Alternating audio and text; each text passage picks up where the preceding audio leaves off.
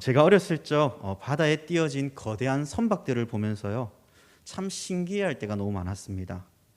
왜냐하면 철골 구조로 만들어진 저 커다란 배가 어떻게 저 출렁거리며 찰싹거리는 그 파도 사이를 뚫고 지나가고 또 배가 띄어질까? 그리고 그 철골 구조가 어떻게 가라앉지 않을까라는 그러한 의문점들이 있었습니다. TV 속에서 또 폭풍이 치는 가운데 모든 배가 다 안전하게 운행이 된다고 볼 수 없지만은 배가 침몰될 것 같은 상황 속에서도 어떻게 배가 저렇게 다시 원래의 자리로 돌아와 중심을 잡아 운행을 할 수 있을까라는 그러한 의문점들을 많이 가졌습니다. 물론 배에 대해 잘 아시는 분들은 그 배가 왜 그토록 흔들리는 가운데서도 오뚜기처럼 다시 제자리로 돌아와 운행을 하는지 잘 알 것입니다. 하지만 저는 배의 구조를 모르는 저에게 있어서, 특별히 어린 시절의 저에게 있어서 그저 신기할 따름이었죠. 그러던 중 어느 날 TV에서 선박들의 구조에 대해서 설명해 주는데 배 아랫부분에 바닷물을 채워서 배의 중심을 잡아준다는 사실을 알게 되었습니다. 그래서 배가 넘어지지 않고 저렇게 잘 운행되어지는구나 라고 생각하게 되었죠. 하지만 조금 더 고차원적으로 배의 구조를 살펴본다면요, 배 아래쪽 공간에 단순히 바닷물을 채워 넣는 것도 있지만 그 배 아래쪽 공간에 밸러스트라는 중량물을 실어서 배의 복원성을 일으키게 하는, 곧 흔들리는 것을 기울어질 때에 다시 원래의 자리로 만들어주는 큰 중추적 역할을 한다는 것을 알게 되었습니다. 조금 더 쉽게 말한다면 바닷물을 이 밸러스트라는 기체 안에 넣어 거대한 배가 물에 잠기는 깊이를 조정하게 하여 배가 운행하는데 기울어지거나 넘어지거나 흔들리지 않도록 균형을 잡아준다는 역할을 담당하는 것입니다. 오늘 시편 21편 말씀을 보면요, 다윗은 오늘을 살아가는 우리에게 이 흔들리지 않도록 잡아주는 이 밸러스트의 역할과 같이 우리가 넘어지고 쓰러지려 할 때 다시금 신앙의 중심을 세워주시고 인도해 주시는 분이 계시다라고 우리에게 말씀해 주고 있습니다. 그분이 누구일까요? 맞습니다. 지금 여러분들이 이미 마음속으로 생각하시고 대답하신 여호와 하나님이십니다. 오늘 다윗은 왜 여호와 하나님을 의지하는 삶을 살아갔고 그 삶을 통해 우리에게 보여주고자 하는 것은 무엇이며, 또한 그가 하나님을 찬양하는 삶을 왜 살아갔는지 오늘 본문을 통해 다시 한번 재발견하며 저와 여러분 모두가 다시 한번 흔들리지 않는 그 신앙, 그 믿음의 신앙을 회복하고 고백하기를 바랍니다. 오늘 시편 21편 본문의 배경은요, 21편 위에 대제목을 보시면 알겠지만은 다윗이 인도자를 따라 부르는 노래입니다. 이 말은 시인이 우리가 흔히 아는 눈에 보이는 왕을 언급한 것이 아니라 시인의 마음속에, 곧 다윗의 마음에 새겨진 이상적인 왕 여호와 하나님께서 그 길을 이끄심에 감사하며 그 길을 따라 하나님을 찬양하는 그 모습이 오늘 우리에게 담겨져 있는 것이죠. 그러면 시인은 왜 왕을 노래하는 것일까에 대한 명확한 배경적 설명이 사실 오늘 21편에는 정확하게 드러나 있지 않습니다. 정확하게 알 수는 없지만 한 가지 추측해 볼 수 있는 것이 있다면 바로 20편과 21편을 연결해 보았을 때 어느 정도 추측이 가능해지기도 합니다. 그것은 20편은 전쟁을 나가기 전 올려드리는 기도로서 여호와께서 왕에게 승리를 달라고 간구하는 기도를 올려드린 후에 하나님께서 응답하여 주시길 20편 9절에서 간구하였다면 오늘 21편 1절에서는 여호와여 왕이 주의 힘으로 말미암아 기뻐하며 주의 구원으로 말미암아 크게 즐거워하리라 라고 말씀하고, 이어 2절에서는 간구하는 시인의 마음을, 소원을 들어주셨으며 그의 입술에 요구를 거절하지 아니하였다는 말씀을 통해 전쟁을 나가기 전 왕께 간구하며 주의 구원하심을 요청하였을 때 하나님께서 그의 기도의 소원을 들으셨고 거절하지 아니하신 하나님이심을 시인은 찬양하며 고백하는 모습을 볼 수 있다는 거죠. 그렇게 시인은 하나님을 찬양하고 있습니다. 다시 말해 하나님을 의지하였더니 하나님께서 그의 인자하심을 베푸셨고 그에게 승리함을 주실 것이고 그 승리함은 곧 복과 순금관을 그의 머리에 씌워 주신다는 것입니다. 또한 생명을 구할 때 영원한 장수의 복을 누리는 그 은혜를 잊게 된다는 것이죠. 그러면 다윗이 왜 이토록 흔들리지 않는 그 믿음을 가진 이유가 어디에 있을까요? 오늘 저는 시편 21편 7절 말씀을 통해 그 흔들리지 않는 믿음을 가진 이유를 함께 말씀을 전하고자 합니다. 먼저 왕이 여호와를 의지하였다라고 고백하고 있습니다. 왕이라는 입장에서 보면은 다윗이라는 한 개인이 여호와를 의지한 것이죠. 그것이 우리와 무슨 상관이 있을까라고 생각할 수도 있을 것입니다. 생각해 보면 다윗에게만 특별한 하나님의 은혜가 그에게 임한 것이 아닙니까? 라고 우리는 의문이 들고 생각할 수도 있을 것입니다. 하지만 고대 사회에서요, 왕은 모든 백성을 대표하는 대표성의 원리를 가지고 있죠. 그래서 왕과 하나님과 맺은 그 언약은요, 사실상 모든 백성, 곧 왕의 백성, 이스라엘 백성 모두가 하나님과의 언약을 맺은 관계라는 것입니다. 다시 말해 한 왕이 여호와를 의지한다는 것은 백성의 대표로서 우리 모두를 대표하여 하나님을 의지한 것입니다. 그것이 오늘을 살아가는 우리 개개인 모두에게도 하나님을 의지하며 살아가야 될 지표가 되는 것입니다. 또한 의지하다의 원문의 뜻을 보면요, 믿다, 신뢰하다, 의지하다, 안심하다, 안전하다라는 뜻을 가지고 있습니다. 그러면 이 의지하다라는 의미가 우리에게 주는 위안은 무엇이겠습니까? 바로 신뢰와 안전입니다. 사람들에게 때론요, 다른 것을 의지하고자 하는 마음이 들 때가 있습니다. 특별히 위험한 상황, 나에게 이것을 일으킬 만한 그 힘이 없을 때 우리는 사람의 힘을 의지할 때가 있고, 어떠한 다양한 방법들을 들어서서 그 모든 문제들을 해결해 나가려고 합니다. 중요한 것은 그 모든 것을 의지하더라도 마음 한켠에는 항상 두려움이라는 것이 우리에게 존재합니다. 그래서 그것을 준비했음에도 불구하고 플랜 A, B, C 여러 가지 계획들을 생각하고 구상하며 준비합니다. 왜요? 그 한두 개 가지고는 우리의 마음을 안심할 수 없기 때문이죠. 놀라운 것은 그렇게 많은 길을 준비한다고 하여도 결국 무너질 때가 있습니다. 믿는 사람들에게도 마찬가지입니다. 이 불안은요, 때로는 하나님을 의지합니다라고 말하지만은, 그러나 정작 그 일이 나에게 다가왔을 때에 우리 또한 너무나 불안한 마음 때문에 하나님을 의지하지만은, 그럼에도 불구하고 하나님, 제가 다른 준비와 대비책을 세워가겠습니다 라고 우리는 말할 때가 있습니다. 그리고 하나님을 의지하기보다 실제적으로 내가 준비한 것들을 더 의지할 때가 있는 것이죠. 이것이 어찌 보면 우리의 연약함일 것입니다. 하지만 다윗은 어떠했을까요? 정작 하나님 앞에 그는 그 모든 것을 맡겨드렸다라고 이야기합니다. 하나님만을 의지합니다 라고 그는 고백했습니다. 그는 전쟁 가운데서도 하나님을 의지하였고, 다른 어떠한 대비를 하는 것이 아니라 인간의 힘으로 어떤 무엇인가를 해결해 나가고 준비하는 것이 아니라 전적으로 하나님께 모든 것을 맡겨드립니다. 그것을 어디에서 볼 수 있겠습니까? 다시 1절과 2절 말씀입니다. 여호와여, 왕이 주의 힘으로 말미암아 기뻐하며 주의 구원으로 말미암아 크게 즐거워하리이다. 그의 마음의 소원을 들어주셨으며 그의 입술의 요구를 거절하지 아니하셨나이다. 왜 그가 지금 이러한 고백을 드리고 있습니까? 시편 20편에서 왕은 여호와께 간구하죠. 5절과 6절 말씀에 승리로 말미암아 계가를 부리며 우리 하나님의 이름으로 우리의 깃발을 세우리니 여호와께서 내 모든 기도를 이루어 주시기를 원하노라. 여호와께서 자기에게 기름 부음 받은 자를 구원하시는 줄 이제 내가 아노니 그의 오른손에 구원하는 힘으로 그의 거룩한 하늘에서 그에게 응답하시리로다. 전투에서 구원과 승리를 가져다 주신 하나님께서 그의 기도의 소원을 들어 응답해 주셨습니다. 그의 요구를 거절하지 아니하셨습니다. 그리고 그는 그 응답을 해주신 하나님께 감사하며 진정한 왕 되신 여호와 하나님을 찬양하는 것이죠. 다윗은 하나님께서 그의 간구하는 소리를 들어 응답해 주실 것을 의지하였습니다. 그는 믿었습니다. 그리고 그 일들이 현실로 나타나게 될 것임을 그는 조금도 의심하지 않았던 것이죠.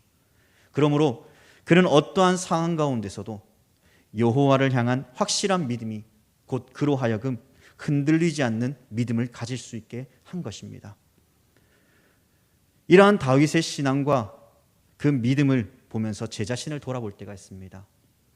저도 여전히 하나님을 의지합니다, 하나님을 바라봅니다 라고 말을 하지만은 여전히 제 안에는 저의 연약함으로 인하여서 다른 어떤 것을 의지하기도 하고, 또한 두려운 그 사실 앞에 뭔가 부딪히기보다 다른 것을 준비하며 하나님에 대하여 때로는 의심하며 제 마음 한켠에는 두려움과 현실 앞에 여전히 하나님을 의지 못하는 제 마음을 바라보면서 오늘 말씀을 통해 제 자신이 불편해지기 시작했습니다.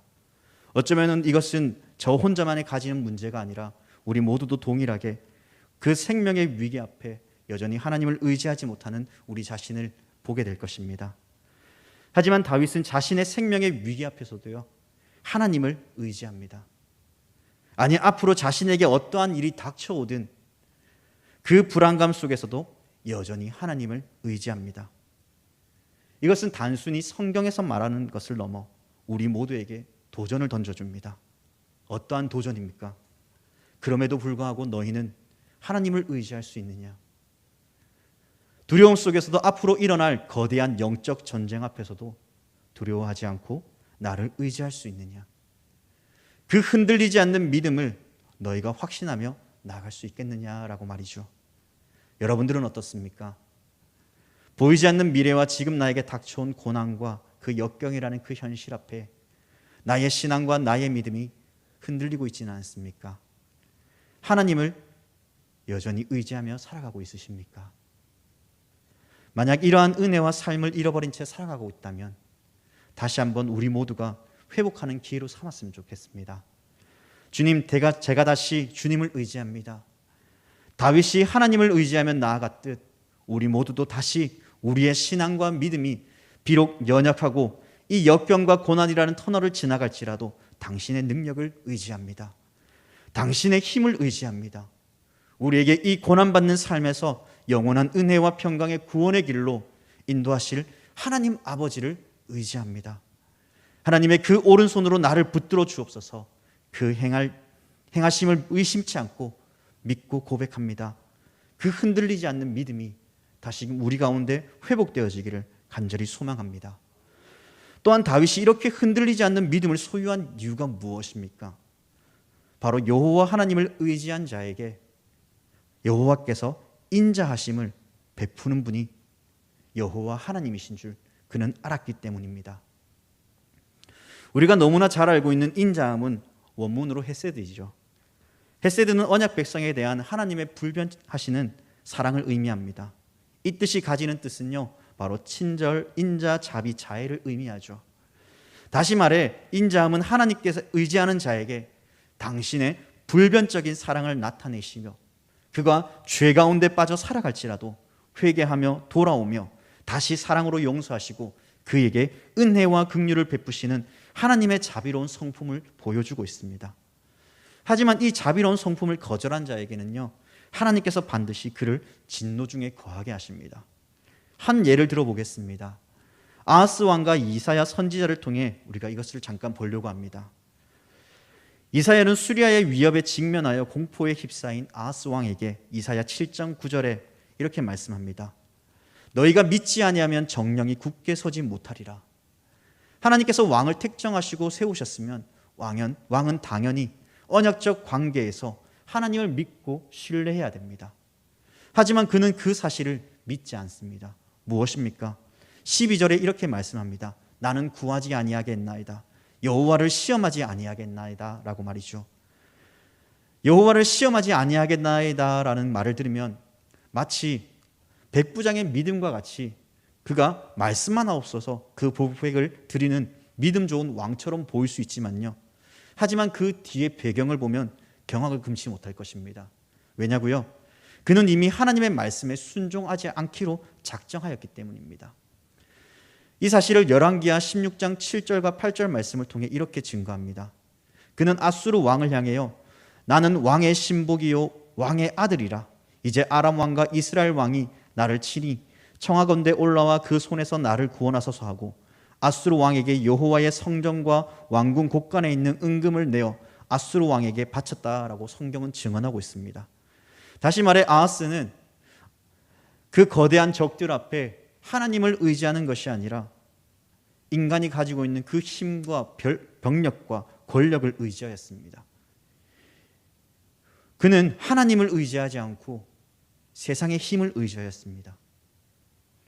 그는 눈에 보이는 권력의 힘을 의지하며 이방왕의 백성이 되기를 원하였고 하나님의 놀라운 구원의 은혜가 그 앞에 있었음에도 불구하고 그는 믿지 않았습니다. 하나님의 백성이 되길 포기하였습니다. 하나님의 전능하심을 의지하지 않고 세상의 권력과 힘을 의지하며 그는 결국 여호와 보시기에 정직히 행하지 아니하는 왕이 되었습니다. 결국 그는 믿음의 실패자가 된 것이죠. 이 사실을 통해 우리에게 교훈하는 것이 무엇입니까? 사람을 의지하는 것과 권력과 힘을 의지하는 것, 하나님 외에 다른 것을 의지하는 것은 결국 무너질 수밖에 없다는 것을 우리에게 교훈 삼아 말씀합니다. 결국 하나님의 진노를 당하게 된다는 사실입니다. 그러나 다윗 왕은 어떠했습니까? 이와 반대로 위기 속에서 그는 하나님을 의지합니다. 어떠한 결과가 나타났다고 또한 성경은 말하고 있습니까? 다시 본문 8절에서 12절 말씀을 보겠습니다. 왕의 손이 왕의 모든 원수들을 찾아내며 왕의 오른손이 왕을 미워하는 자들을 찾아내리로다. 왕이 노하실 때에 그들을 풀무불 갈게 할 것이라. 여호와께서 진노하사 그들을 삼키시리니 불이 그들을 소멸하리로다. 왕이 그들의 후손을 땅에서 멸하며 그들의 자손을 사람 중에서 끊으리로다. 비록 그들이 왕을 해하려 하여 음모를 꾸몄으나 이루지 못하는도다. 왕이 그들로 돌아서게 하며 그들의 얼굴을 향하여 활 시위를 당기리로다. 이 말씀을 요약하면 바로 여호와 하나님께서 왕에 가는 그 길에 먼저 가셔서 장애물이 생기지 않도록 하나님께서 앞서 일하신다는 것을 보여주고 있습니다. 보세요. 원수와 대적을 여호와께서 직접 찾아내신다라고 말합니다. 왕이 진노하는 것이 아니라 여호와께서 대신 진노해 주신다라고 말씀합니다. 그들을 삼키시고 소멸케 한다고 말씀합니다. 왕을 해하려고 음모를 꾸미지만 그 모든 것이 이루어지지 못하도록 막아서십니다. 무엇 때문입니까? 그가 여호와를 의지하였기 때문입니다. 왕의 백성의 대표가 된다고 서두에 말씀드렸습니다. 하나님의 백성이 여호와를 의지하며 나아갈 때 하나님께서는 당신의 백성들을 괴롭게 하고 대적하는 그들을 향해 대신 진노하여 주십니다. 당신의 백성을 향해 음모를 꾸미는 자들의 계획을 무너뜨리십니다. 왜 그렇게 하십니까? 하나님의 언약 백성인 우리를 보호하시기 위해서 직접 여호와 하나님께서 일하여 주신다라고 말씀해 주고 계시죠.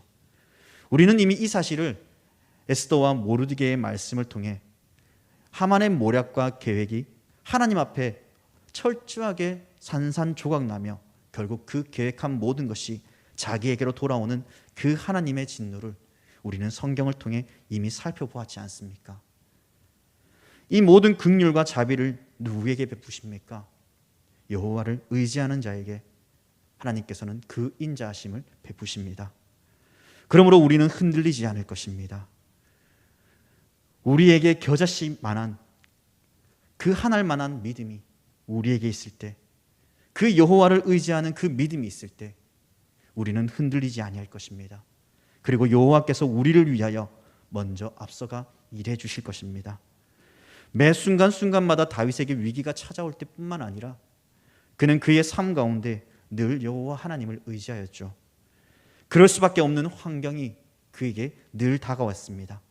그렇게 살아갈 수밖에 없음은 늘 그에게 수많은 대적과 대적들의 도전과 공격이 그에게 찾아왔기 때문이죠.